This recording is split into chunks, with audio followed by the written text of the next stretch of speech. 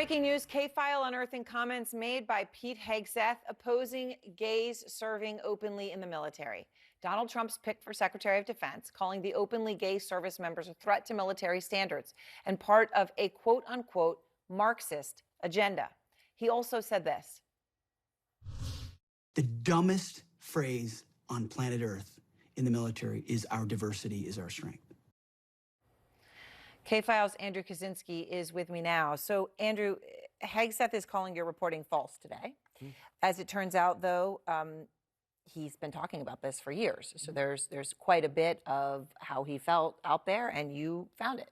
That's right. He's been talking about this for a long time. He has said policies that allowed gay people to serve in the military are part of a, quote, Marxist and leftist plot. That's what he said, that prioritize social justice over military readiness. Now, he's also said, Aaron, that allowing gay troops eroded military standards that eventually led to things like women in combat and transgender soldiers. And all of this is part of what he labels woke policies in the military that he says undermines the military's main mission. Now, why is this important? Well, if he's Secretary of Defense, he's going to seemingly have a lot of oversight over a lot of these policies. Don't ask, don't tell, that was set by Congress, so that's not something that can be easily, changed. But the transgender troops, women in combat, that's something that he's going to have a lot of oversight on. Now, why, Aaron, look, in his book, he actually initially even said that he was sort of ambivalent to when Don't Ask, Don't Tell was repealed. He said he was serving at the time, but he believed that this became sort of a gateway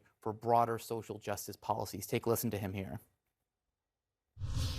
And what you're seeing is a military right now that's more interested in social engineering led by this president than they are in war fighting. So as a result, through Don't Ask, Don't Tell and women in the military and these standards, they're going to inevitably start to erode standards because they want that one female special operator, that one female Green Beret, that one female Army Ranger, that one female Navy SEAL, so they can put them on a recruiting poster and feel good about themselves. And it has nothing to do with national security. And these war fighters are realizing they're just going to start ticking away at the standards until they get one.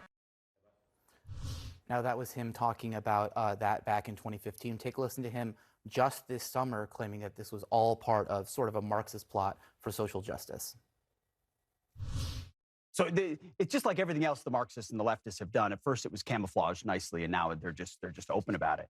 But it started with Clinton under Don't Ask, Don't Tell, trying to change that policy. And then when he did, there was a lot of criticism on that.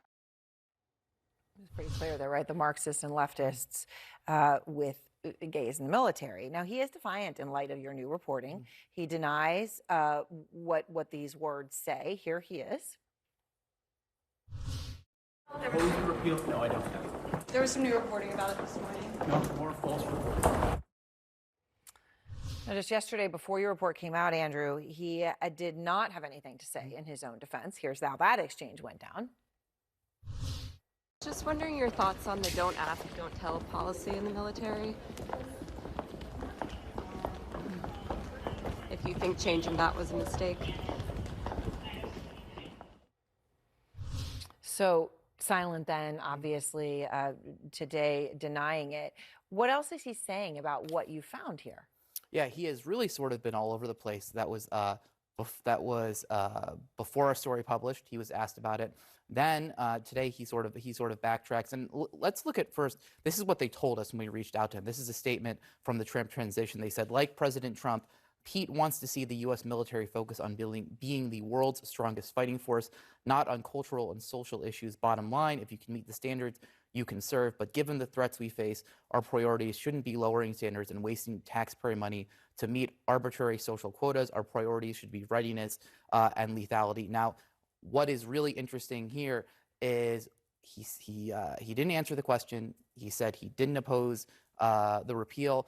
And then I got a push notification later today from Politico that when he was asked about a report, he said, well, look, I don't respond to CNN, but he came out and he said he did support gays serving the military war. So we've just seen going from ignoring from what he said back then, which is that he opposed the policy to where he is today. So he's going to be facing probably a lot of questions over this. He certainly will, and that will come out in the hearings because obviously this is all on tape.